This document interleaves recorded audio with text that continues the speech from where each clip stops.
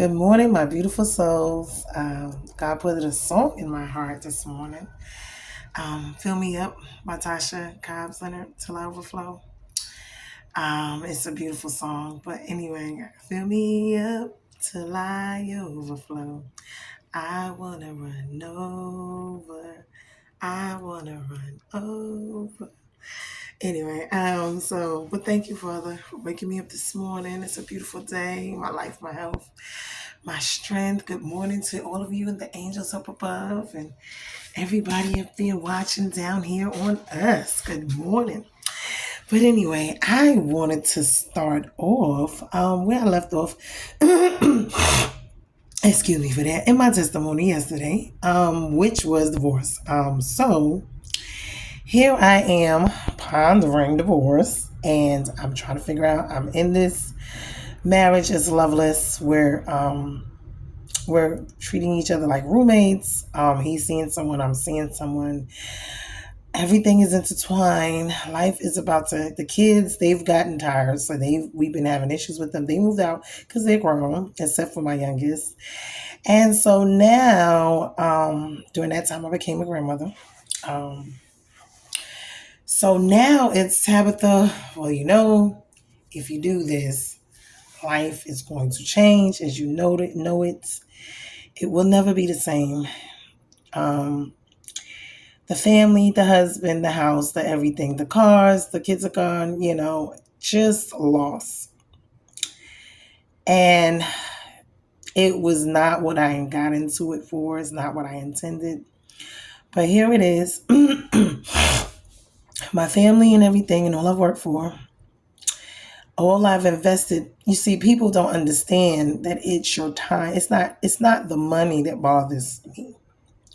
You can always get money back, but the time, the energy, the effort, the love that I've invested over the years. I mean, this is around 2019 when this is going on. So mind you, I had already been with him since 2012. We got married 2015. So, this is some years now.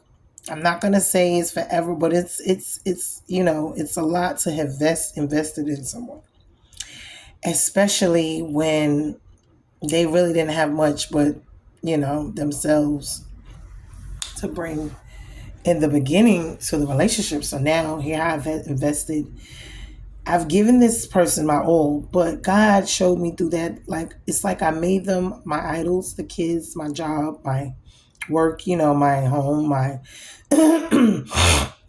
excuse me, the cars. It's like you make things your idol because you worship them in the sense of not even on purpose, but accidentally. You put so much into it, and you leave God out. It's like he's there, but he's an afterthought.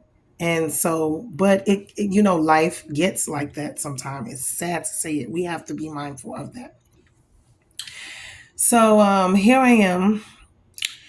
I start reaching out to these divorce attorneys. He doesn't know, but I already started. And then they told me what I could and could not do, which was, I went and had free consultations because that's. And they told me I couldn't put him out. One of us would have to leave. We would have to be separated for at least about a year before we could file, meaning not living in the marital home. Everything would be equally divided. We needed to, if I had evidence, what was the grounds for the divorce? And that was basically, it would have been adultery, infidelity, because there's abandonment, there's irreconcilable differences, and then there's infidelity, which is cheating.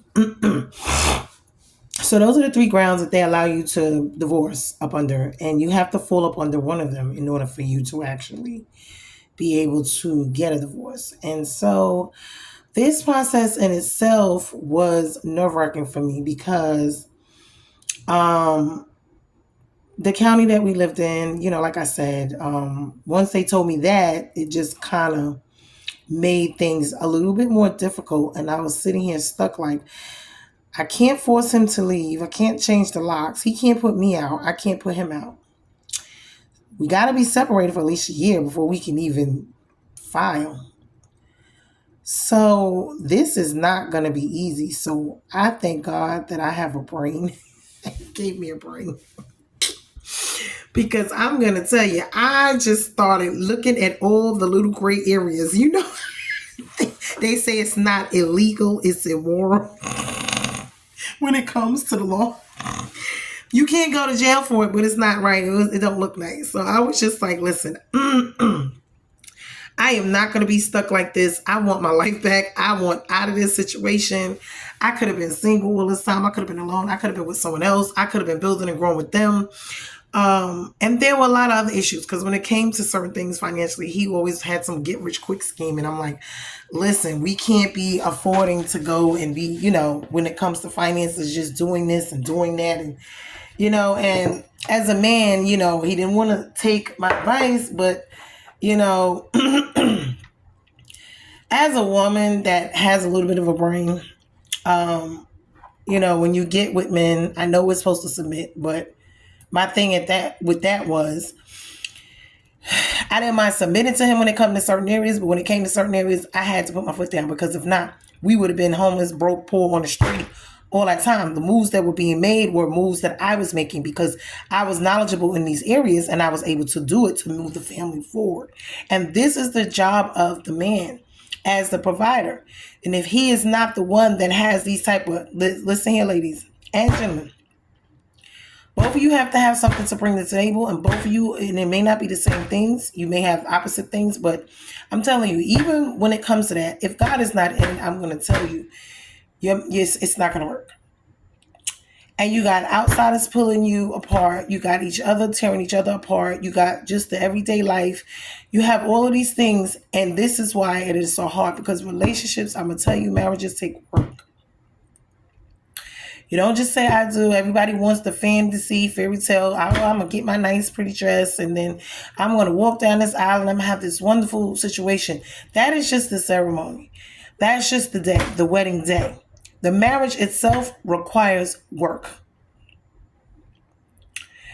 And you have to get out of this fairy tale fantasy thing because this thing will swallow you up, eat you up, swallow you up whole. If you do not understand, it requires money, time, attention, all of these things. And a lot of times you don't have so much to give when it comes to each other when you're building. I'm just going to tell you that. But you can't have someone that when you have issues, they're not willing to come talk to you about it or you're not able to compromise and fix them together as well. And this is one of the reasons. But see, the devil loves to attack family.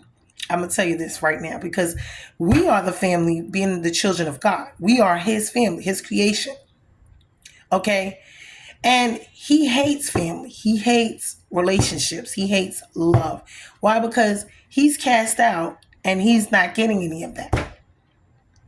So he wants to ruin it for everyone else. And this is what he does. Him and his minions, his evil demonic forces, go around trying to ruin everything for us and destroy, steal, kill, and destroy us and our lives. When I tell you, even down to your life of you, your children, your everything, I'm telling you, your business, your whatever. This is what he does. So we must be vigilant and fighting and paying attention to these situations.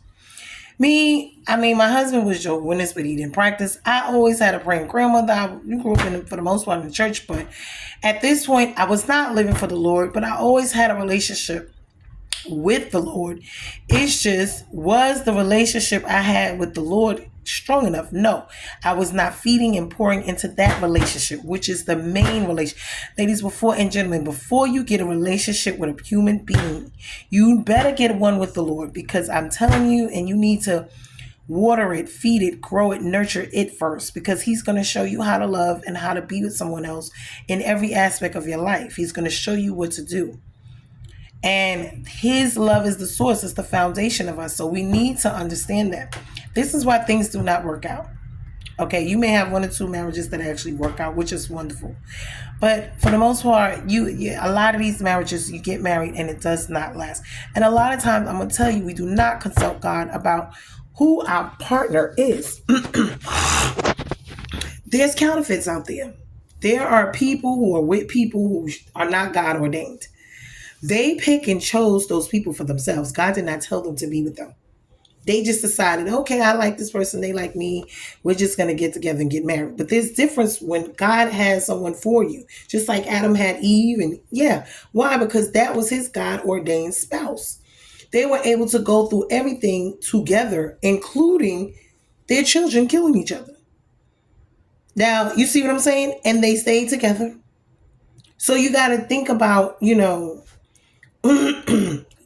really, and your family and your friends too, because if the devil wants to use, okay, someone, he's going to use intricately people that's going to hurt you, and he gets into them and he have them come to you with all the foolishness, like his mother or her mother, the in-laws. And yeah, because when you put the ring on, the ring symbolizes the everlasting eternity band. That's the symbol, of the love you have for each other.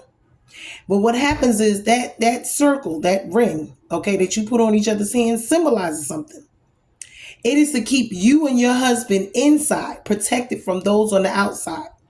And it's to keep the outsiders protected from you. This is how that works. And when you look up the ceremony of marriage, you will understand the lighting of the candles or whatever it is. Everything symbolized. This is an actual covenant and an altar. And these are very hard to break in your life. These are very, very hard to break.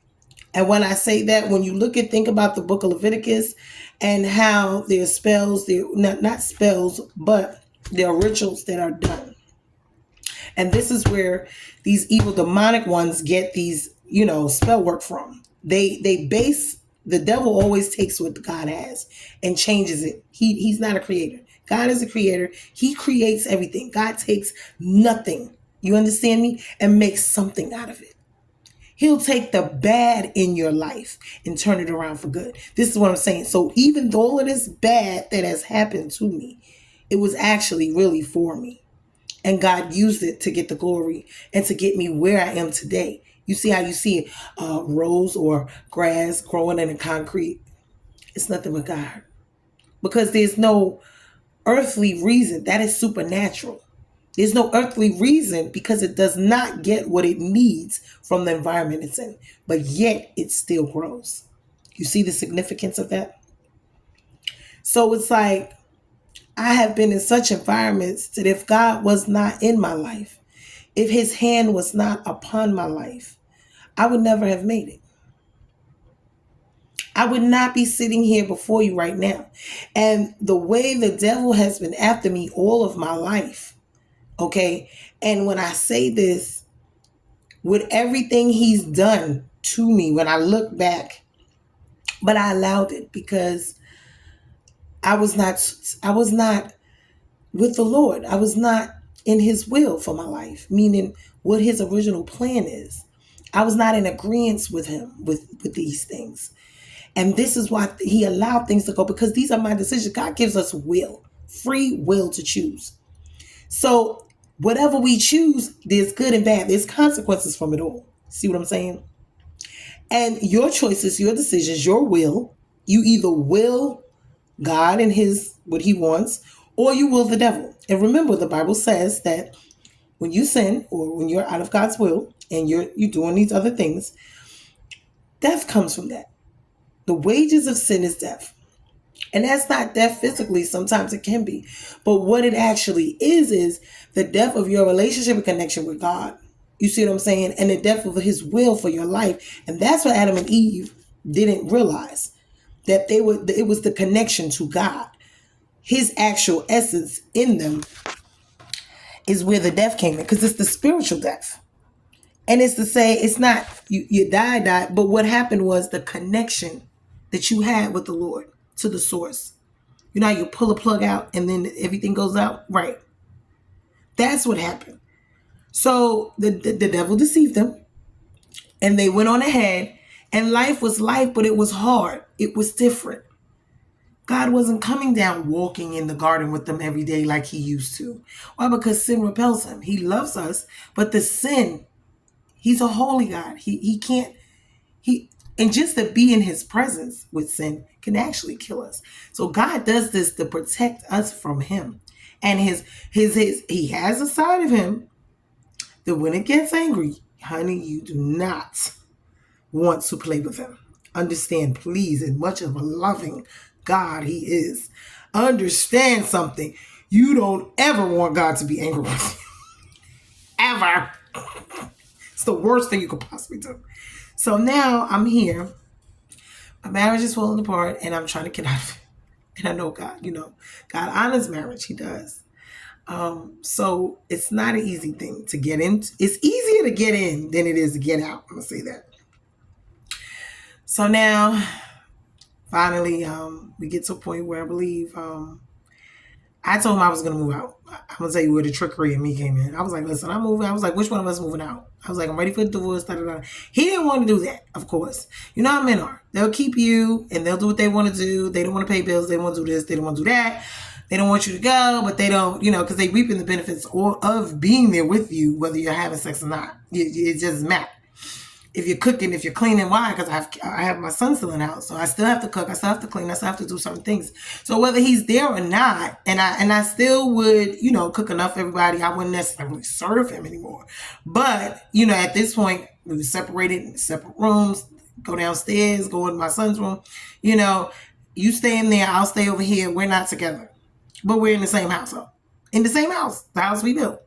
Terrible, ain't it? Just terrible. So okay. So I tell him either he moving out or I'm moving out because I'm not about to keep doing this. Oh no, he ain't going nowhere. He ain't going nowhere. Okay, don't worry about it. I'll move out, me and Duvet, and you can, stay here and you can pay the bills. I knew he didn't want to do that because he was never responsible when it came to monies and finances and stuff like that. He did not want to do that. So he's like, oh, never mind. Yeah, because he want to find something cheaper. Yeah, because we got a mortgage, you got lights, gas, water, trash pickup. You got to maintain the yard. What do you call it? Because we had an HOA. So we had to have someone to come and do our yard every 2 weeks to cut it and do the landscaping. Yes, these are all bills. Car note, car insurance. Yes, these are bills. When people talk about, oh, yeah, right, this is what you pay to live the life you live. They think it's all wonderful. No, and you're working just to do it. Right. So I'm in the plants working. That helped me. I learned a lot in the plants. And I'm going to tell you one thing I did learn too that really, changed my perspective. One thing about the plants, when you work in a plant, everything has to work smoothly together. And this is what I noticed even in my own household. If things are not working smoothly and everyone's not working together, it's not going to work. There's going to be a breakdown. And that's exactly what happened in life. And even with us as believers, we have to work together because if not, there's going to be a breakdown. It's going to be a shutdown. Why? It's going to shut down something because we work together as one body. We got to work together. Why? Because it's not about us. Why? Because it's about the Lord. Why? It's his work. It's souls. It's our souls, other people's. Why? Because as a body, when one thing shuts down, it messes up everything else. So we have to work together. And even in your households, I'm telling you, if you're living in a household where everyone is against each other, a house divided amongst itself shall not stand. And it will be divided. And that's exactly what happened. The kids were going their own way. They had their agendas. I was going at it with them at the time because nobody wants to listen when it came to, stay home, go to college, do this. No, they will listen to their friends. So I'm dealing with the kids with wanting to move out, be grown before their time, want to jump out there, get bills, don't want to pay bills in the house. They're arguing with each other. They're arguing with us. We're arguing. The house was just, whoo. So by this point, like I said, here we go. So he decided, okay, when I went and got the brochures and brought them, because I knew what I was doing. I was like, yeah, I'm going to make him think I'm moving out. But if I had to, I would have. I'm going to make him think I'm moving out. And then he turned around, oh, well, never mind, I'll move. He going to take one bag and leave. Honey, how you going to take one bag if you're moving out? Nah, no, sir. No, sir. I had a track in that car, so when he took that one little bag that night, I'm like, you sure you want to do this? I'm like, yeah, you sure you want to do this? Because I told you we could have did this a better way. But since you did, listen here, I'm not begging, I'm not forcing, I'm not pleading, I'm not on no knees. Sweetheart, what we doing? Let's get to it real quick. Let's get it done. I ain't got time for all of this, okay? Lay the pieces, all that good stuff, smoke it. No, let's get this done. He leaves out with a little bag. Little book bag, y'all. How you move it out? and you leave with a book bag. What sense do that? Child, I said, look at here. I ain't say nothing. I waited because I had the GPS track. I used to keep a track of his car everywhere. And that was proof. So when it was time to go to courts, I was going to show them all the evidence I had of him, what he was doing, and all this other stuff. Yeah, because he was doing some things, y'all. Child, he was doing some things. But by this point, I didn't really care. And everybody was like, yeah, because I wasn't sleeping with him. Honey, I was seeing other people. I was doing me. I said, listen, I'm not begging nobody to love me, to be with me. No. That's a wrap. You don't love me, you don't want to be with me, that's fine. What you're doing is taking up space right now because you were just holding my life up. You just here. You're just a blockage at this point. And I'm going to need you to go.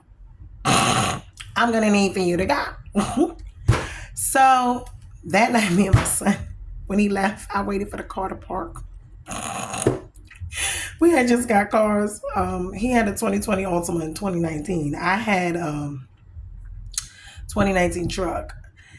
Only because I could have gotten a 2020 truck, but they didn't have them out yet at that time. They didn't have them, meaning the trucks weren't, out yet.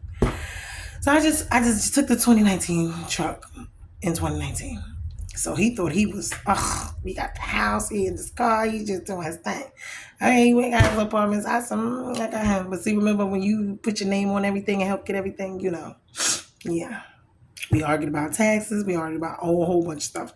But sweetheart, listen here. When you don't handle your end of the deal and I have to make sure stuff gets taken care of regardless of you, understand that I'm going to need you to run that on back. So, I went and bought the construction bags at Lowe's. Brought them back. Said no, he think he's gonna come back here whenever he wants. He think he's gonna have me on standby, just waiting on him, and he's not gonna let me be with nobody else. And no, I'm not about. See, when you say separate, divorce, that's what it means. Let's separate. Ain't no you come back when you get ready. No, ain't no I'm sitting here waiting on you. No. I have a life, I have feelings, I have wants, I have needs, just like you, sweetheart. It is not all about you, baby cakes. And this is their problem. A lot of men feel like it's all about them. And it's not. Because when you're in a relationship, it's both of you. And if it's all about you, you don't know how to be with nobody, then go ahead and be by yourself. But as for me, I'm not about to do all that. That foolishness there, I'm not putting up with it. Packed all his stuff. I mean, my car was packed. I packed everything. Toothbrush, when I tell you, I looked around that house, searched. And I had a 4-bedroom, 2.5 bath. Was it 2,300, 2,600 square feet? Yeah, living room, kitchen, dining room, everything. Laundry room, honey. I went and grabbed everything that man had in that house. Why? And put it in the bags. Why? And put it in my truck and looked at the GPS signal on my phone and had to find where was this man's car, where is his place. Found it. I had the key fob, so I opened his car up. And I took all the bags that was in my car, my truck, and put it in his car, right? And I closed his car. And I got my car. I told my son, call him. Call him. So he calls him and he tells him, tell him to come outside. Some apartments. About 20 minutes away from where I was. But it was over nearby where he used to be hanging out at all the time. So I knew it was some chicks over there he was dealing with. Cool, fine, let them have him. Better you than me now, girl. Because I ain't about to be suffering no more. Let me give him right on to you. Because all of y'all was begging me for him. You wanted him. You hated me for him. Listen here. When I give this Negro to you, because see, you think for whatever reason I'm holding him, I am not. I've been trying to get rid of this Negro. But since you, honey, when I give him to you, please keep him over there. I don't want him. I don't want to be bothered with him with none of this. Because see, the one thing about them, they only want to aggravate you when they see y'all happy or pictures, then they want to call and tell you stuff. Outside of because they mad. But you knew what you was getting into when you started seeing him and knew he was married. Some of them knew, some of them didn't. Listen, ain't got nothing to do with me. Okay. He come outside. I'm like, what you doing here? What you doing there? I'm like, listen, there's all your stuff. There's no reason to come back to the house. He looking at me like, what? You heard what I said. Do not come back to the house. I put all your stuff. You didn't have to pack nothing yourself. I promise you everything that was yours, that was in that shoes, clothes, coats, this, shaving cream, everything. Everything. You understand? Oh, I made sure of it. Don't want to leave nothing in here.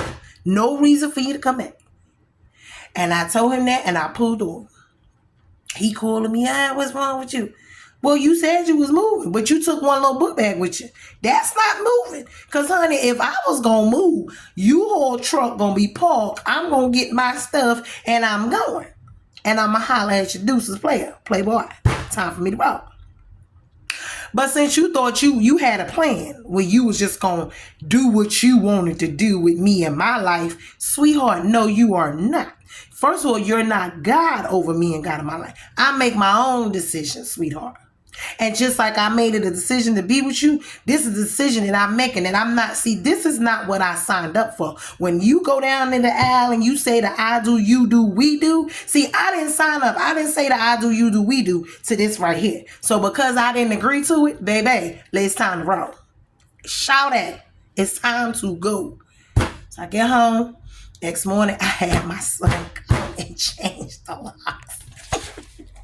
But then we have this alarm system, so it was a little tricky. He was mad about that. Then I ain't gonna lie, y'all. I was on my evil man get back. Stuff I'm about to tell y'all now. Y'all gonna be looking at me like, what is wrong? But listen, I was angry. The Lord I was bitter. I was angry. I was all this time, money, energy, effort put into this BS right here. Lord forgive me. And I was on some vengeance. Oh, I'm gonna make him pay for this. Ladies, this is where it gets a little bit tricky.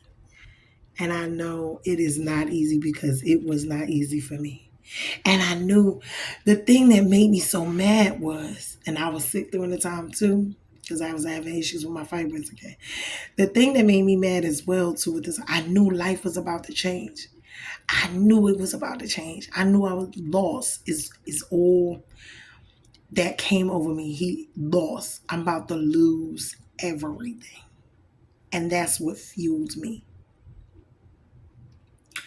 That is what fueled me.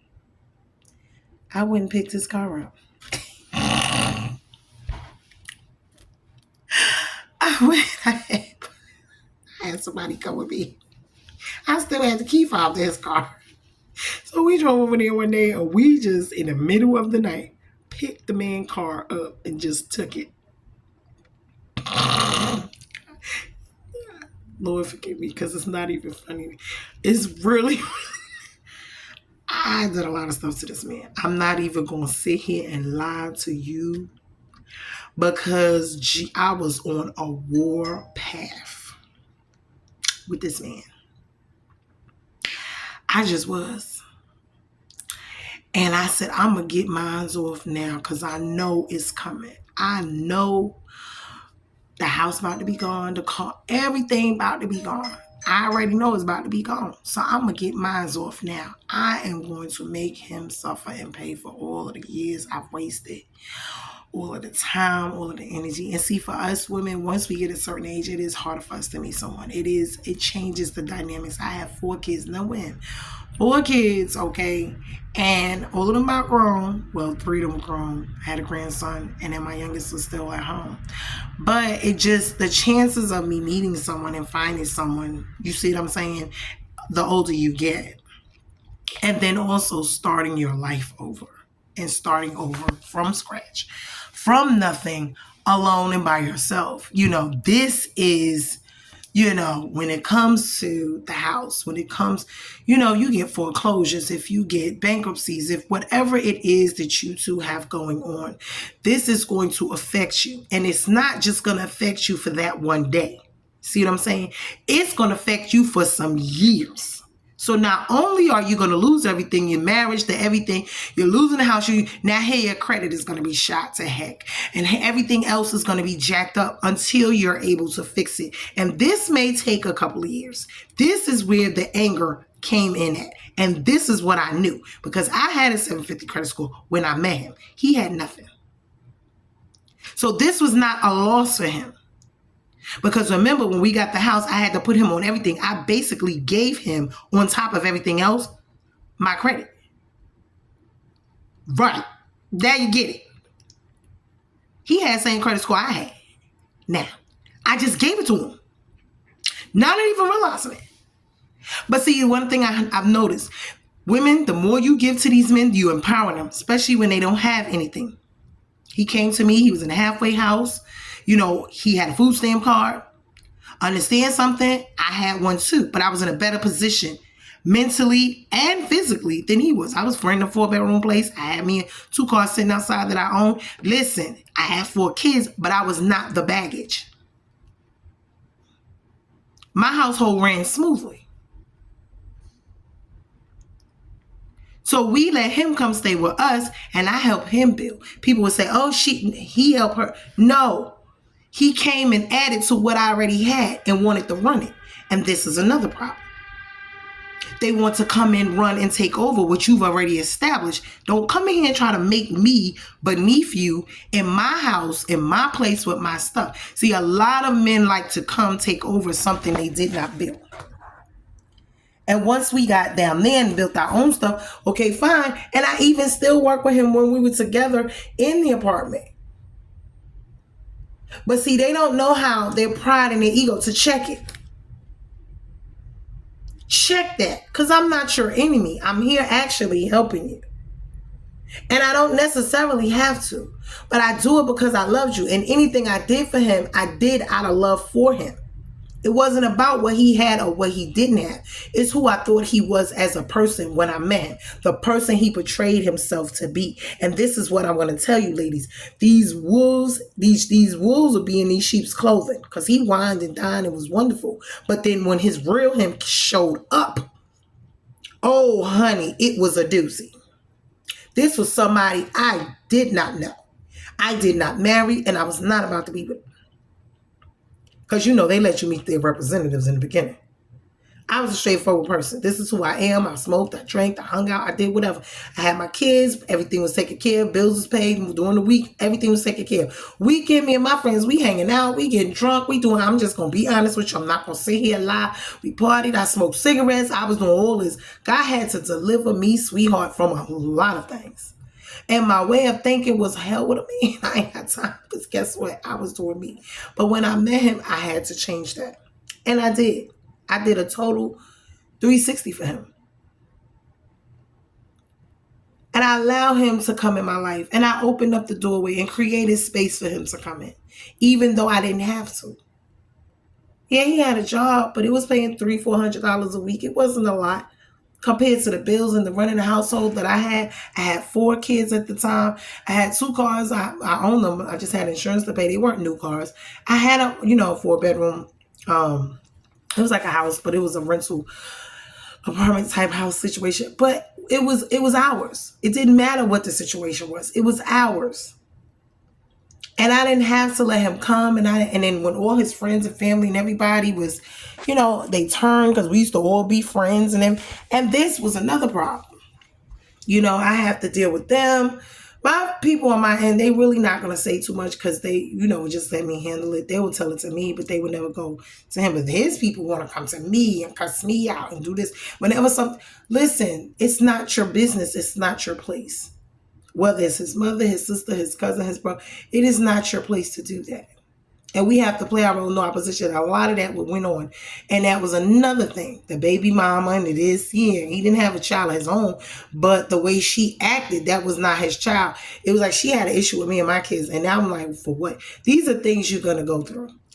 And honey, I was navigating myself, in a way of, listen, I don't mind being a part of your life. I know this is your baggage.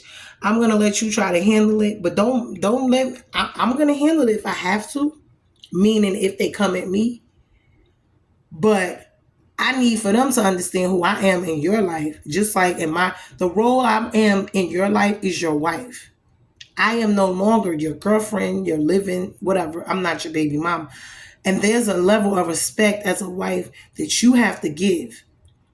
Why? Because this is the title, this is the role, this is the position I hold in his life. Like, that's my husband. Certain things folks couldn't say or do. Why? Because that's the position he holds in my life. That position comes with respect. And it's due respect. Why? Because it is an office place holder. It's an office. When you're a wife, you are holding like in a CEO in your company. That is the position. That's your office. You hold that role. That's your seat. The king and the queen, that's their seat. Those are their roles. That comes with responsibility. And it's due respect. Give the respect that is due. You can have a grievance with me, but you're not going to come at me out there. No, hold up. Hold up. Because I'm not with it. Now, if you come to me like you got some sense, cool. So, like I said, I'm angry. This has turned into the war of the roses. And I ain't going to tell you, it was me. I was doing the war. I was destroying this man because I was pissed. I done gave you everything, my all. And now I am sitting here and about to lose, even down to my credit, which I had before I even met you. I'm about to lose that. So starting my life over is going to be hell. And God kept telling me, "Time to stop it, stop it, stop it, stop it." I mean, and I just was like, no, I don't care. I don't care. I'm gonna. From his car till he came to the house, the police. I mean, it was just so much stuff that I was just doing to him. Just because. Why? Because I hated him. I hated him. The anger, the bitterness, the resentment. And God has my heart was so, oh my gosh. Then I was going through stuff with my kids. So finally, after all of this, I mean, we were just back and forth at each other. When I tell you, it was so ugly. It was so ugly. And then, well, on my end, it had really gotten bad because I had gotten sick. This was around COVID. I was sick because my fibroids had came back, and I believe it was because of the stress. But he had already knew that, and I kept telling the kids, y'all are like, because I had passed out at work from the bleeding. He told me that the fibroids came back. I had a surgery when we first got married to have them removed. We were trying to have a baby, which was another thing, and I'm glad God knows what he's doing. He didn't allow me to get pregnant or have a baby. I don't even think my husband can have kids. I don't think him or his sister have any kids on that side. But anyway, so